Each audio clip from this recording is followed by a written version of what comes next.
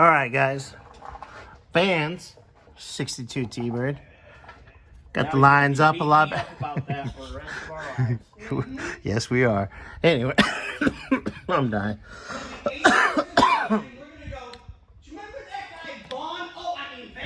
Right? We're being our rockers on the porch drinking Coors Banquet. Oh, sorry, guys. Anyways, got the lines a lot shorter. Looks a lot better. Let's see if we can get the light up that way a little bit. Come on. It's not hitting this anymore, which is nice. So that's next. Right after we bleed the brakes, we're going to get this all nice and tightened so we have power steering again. We are going to figure out some bracketry later on to hold the lines up. For that fuel line? We still got to do the fuel line, but I think the fuel line I'm probably going to end up doing tomorrow morning. Gotcha. Just kind of running out of time today, you know? Still got to bleed the brakes. Yes, sir.